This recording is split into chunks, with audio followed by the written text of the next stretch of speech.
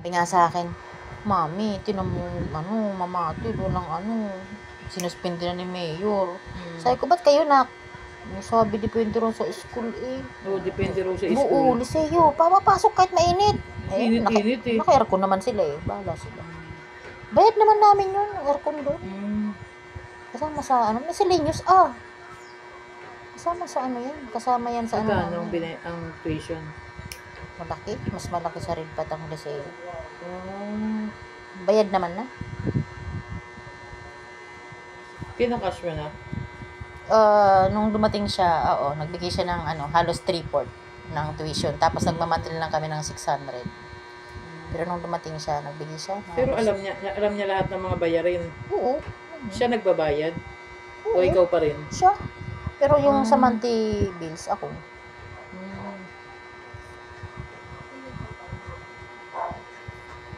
Pupunta siya ng school? Pupunta.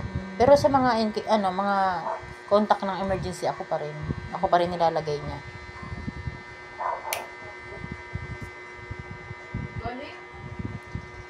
Para naka-strangers. Yan naman. Hindi ko naman na inaano yun. Okay lang. Responsable naman kasi.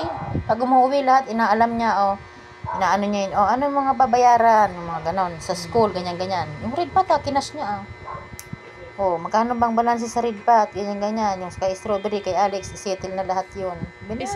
Yung panganay mo ba, college na? Graduating na po. Itong 2025, graduating na, 4th year na ngayon. Anong course niya? ABM. Yung isa? Yun yung gusto kong mag-aral na mag-first year college na din. So, pagka nag-graduate to, di nakahinga na ng isa yung asawa mo? Oo. At saka lumipad na sa binilyon dati. Nagpamantasan na Okay. kasi maganda naman ang pamantasan. Ang mga professor dyan galing Malayan College. Sa school ni anak mo ayaw talaga sa'yo lang. May iba ng pwesto.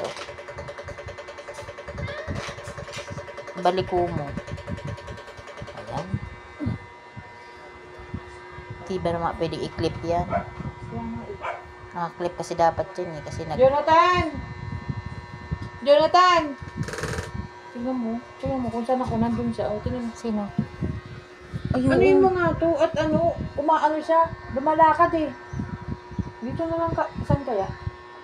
Oo. Wala ka naman maiipitan eh. Baka madaling likod mo naman. Magugulat ka. Buti hindi ko natapakan lang. Diyos ko naman. Ang sisweet ng mga aso mo. Parang sa amin din. Nasa kwarto namin eh.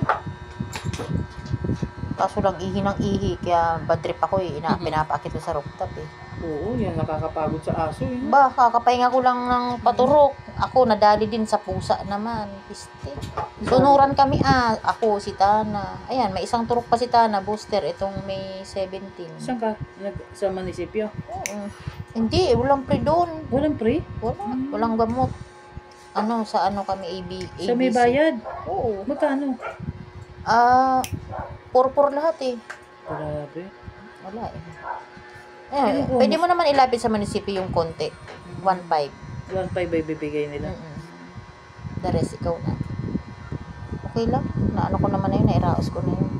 Ano yung kinukuha mo na lang rin sa allowance? Oo, di ko na sinabi doon. Magagalit yun pag sinabi pa namin. Wala tayong magagawa. Unahin ko yung kaligtasan ng mga bata kaysa naman kabado ka. Kalmot lang yun. Pero bumaon kasi, kaya kinabahan din yung nanay. Yung kalmot. Lumugo? Oo, kita yung laman. Kalmot, nakalmot lang siya kasi naghaharutan yung aso, akala niya nag-aaway. Sinasaway niya, hindi siya ang nakalmot. Pero mababait yung aso, parang katulad ng sayo. Nandun yung nanay nung nangyari yun? Oo. Nandun ka rin nung nangyari yun? Oo, may bisita ako nun. Tsaka sabi ko sa kanya, huwag mo masyadong hiyaasa yung anak mo sa akin. Sabi ko, syempre, may time din may bisita ako. Hindi naman pwede na for life na ako mag-aalaga. Bakit nasan ba siya? Nag-online class siguro, ewan. Busy din kasi yun sa school eh. Tsaka yung tutok sa pag-aaral kasi umiiyak nga sa thesis yun. Gawa ng maarte daw ang mga teacher doon sa pinapaulit sa kanila ang thesis. Na nagawa na nila, pinaulit. ano nga sila, pinapunta sila ng library at Mahirap talaga ang research thesis. sila. Yan ang pinakahuling ano mo. Pina-research sila ng ano kung paano daw Si James, saka magkano sa thesis niya?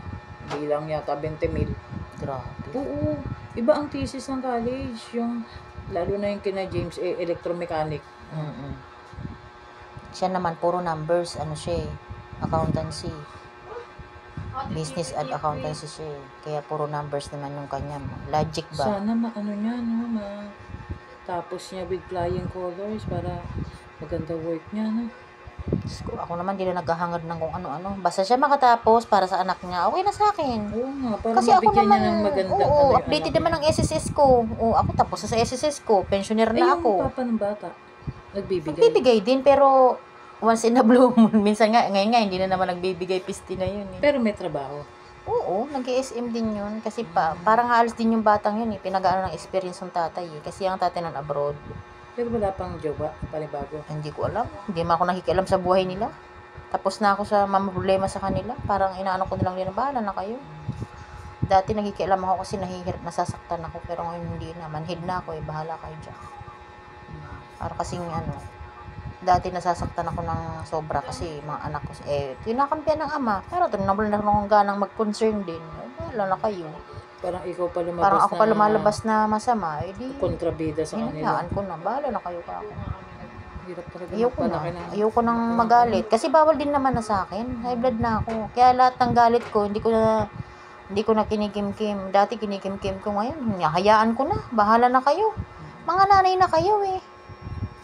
Alam niyo na yung tama't mali. Di bahala na kayo sa buhay niyo. Bahala na rin ako sa buhay ko. Total naman. Ano naman tayo eh. Kumbaga ako, ginagawa ko lang din yung part ko sa inyo.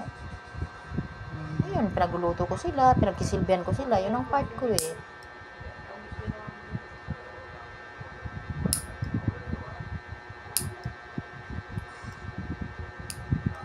Pero pagka graduation niya, ikaw pa rin ang ano?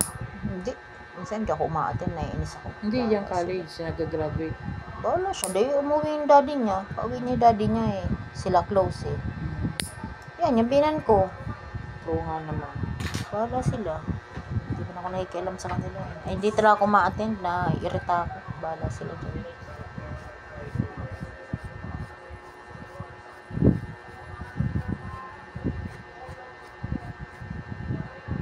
Dati hands-on ako sa kanila. Ngayon, hinahayaan ko na rin sila kasi pagod na rin naman ako sa kanila lang eh. Inisip ko na, Hindi, tsaka yung... matagal na rin naman akong ano sa Tsaka inyo. yung na-experience mo sa kanila. Yung para bang lahat ng effort ko kasi hindi pinahahalagahan ng ex ko. Kaya doon ako galit sa kanya. Yung lahat ng effort ko, lahat ng paghihirap ko, halos umiyak ako sa mga anak mo. Tapos kakampihan mo lang ni hindi mo disiplinahin, uuwi ka ni hindi mo pagsabihan. Para bang sinasampal mo ko ng katotohanan na ako yung mali. Eh di wow, ikaw na. Oo nga. Nagbudis yung mga anak niya, di man lang niya kinausap. Oh, ba't gano'n, ganyan. Di ko man lang narinig talagang kinausap niya.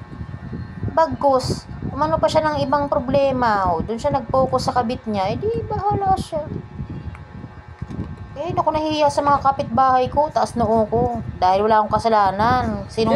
Kung sinong cheater siya yun. Pero ano, merong instance na, siyempre, yung kapitbahay mo magtanong sa'yo, uy, ano, kamusta na kayo? Ano gaganon sa'yo? Nagtatawanan sila. Wala akong pakialam. Alam kong nagtatawanan sila. Hinahayaan ko lang din. Tinatawanan ko rin kasi alam ko yung totoo sa sarili ko.